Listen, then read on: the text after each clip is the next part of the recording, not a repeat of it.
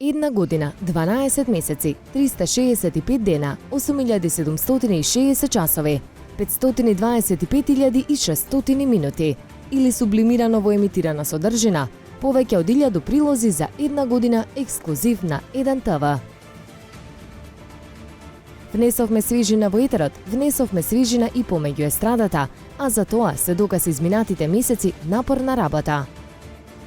Многу познати личности беа дел од ексклузив. Имаше и такви кои се погриживме да ги фатиме по скопските улици, а на стандардните гостувања им дадовме нов формат кој го започнавме токму ние.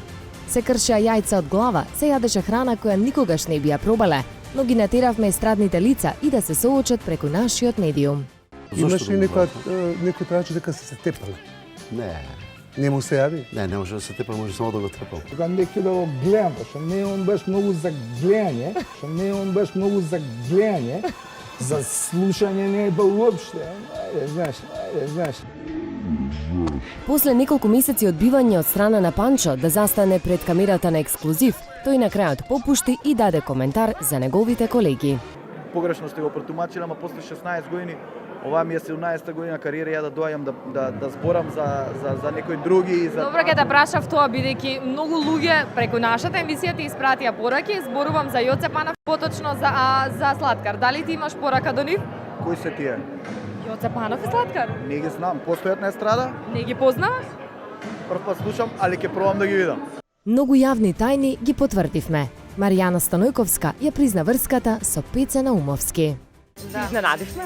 Бога ми да, стварно. Сега ќе морам да те прашам за ексклузив. Како се поминавте во Милано со Пеце? Не сакам да коментирам на оваа тема ништо.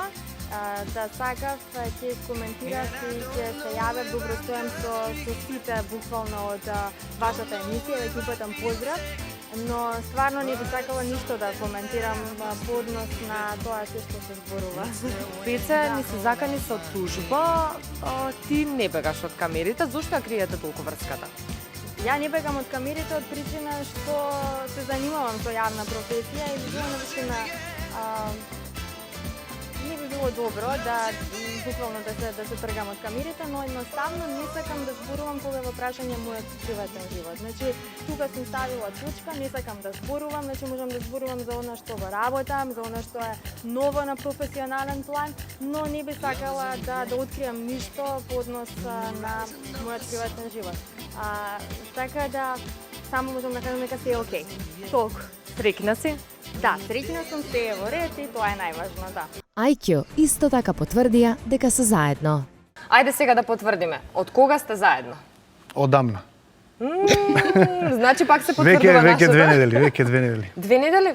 Тогаш значи ексклузивно во ексклузив имаме супер ексклузива, што е одлично.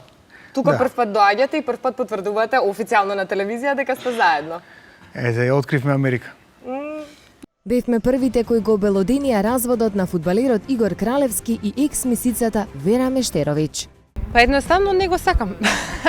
Мислам навистина неблагодарна да се зборува било што, сепак тој е татко на моите деца и затоа и се едноставно никогаш јас не сум зборувала нешто особено во врска со мојот приватен живот или со партнер со кој што сум, така да мислам и понатаму тоа така да остане. Кога значи да требало би биле заедно, ама не сме. Тоа е мојата кратка и сега изјава и за некој збор што сум проговорила и претходно кој што излезе нели по социјалните мрежи, значи немам ништо посебно да кажам. Објавивме први и за разводот на Коки и Росана Јанков. Го следевме и турбулентниот приватен живот на најголемата фолк ѕвезда Елена Велевска. Пред непол месец дена, можда и повеќе, направи бум во јавноста кога кажа дека се разведуваш после толку години брак. Искрено и твоите фанови и мене и моите колеги не шокираше таа твоја изјава, посебно оној дел кога рече семено насилство. Што се случи? Па видите, јас навистина оваа тема успеав да си ја задржам за дома, така ги средивме и овој пат оние проблеми кои што ги имавме со сопругот и навистина беа во прашање 3 деца на кои што не е едноставно да се донесе една ваква одлука која што е во прилог за нив. и одлучивме да си дадеме уште една шанса и навистина тие проблеми се за дома и не се за во јавност. Емоциите пак не може да бидат скриени пред нашата камера. Естрадата зборуваше за своите најголеми болки. Пеачката Росана Сарич Тодоровска си ја отвори душата за смртта на нејзиниот брат. Некој време излезе информација дека подготвувате повторно нова песна, Два животи, песна посветена песна за вашиот неодамна починат брат, роден брат, колку што знам. Да, многу е тешко се зборува на оваа тема и јас секогаш пред самото интервју се трудам и пријате? Да го сокрием чувството кое што е страшно болно. Тоа е непребол едноставно, но јас у животот у суштина и не сум никогаш, ама баш никогаш посветила песна некому, но овој пат да, ќе ја посветам на нашиот брат Мирослав, кој што ете така, за жал, нема ред, нема правила во животот и нели пред време не напушти. Легендарната Шенка Колозова после децении за прв пат проговаре за нејзиниот Ѓорги. Направив нешто посебно вчера, а тоа е што прв пат после толку години на неговиот роден ден не му отидов на гробот. Секоја година, секогаш одам, без обзир што одам редовно. Прв пат не отидов, и ми остана нејасно дали сгрешив или не. Ако бил среќен, ќе отидеш или толку многу рано и непотребно. Роберт Билбилов со емоции кои не можеше да ги скрие, откри кога последен пат го посетил вечното почивалиште на неговиот татко Хилми Билбил. Ја бев многу, некако да кажам, свесен и спремен за најлошото, бидејќи таков сум ја секогаш. Во животот има две опции, добра или лоша. Дали имаш толкова сила да некогаш дојдеш и на неговото почивалиште? Секако дека не е во последниот години не е толку често. Зошто? Бидејќи не сум отишол многу одамна. Он е закопан во Охрид и едноставно што знам, наоѓам друг начин како да се конектирам и да побарам прашања и одговори.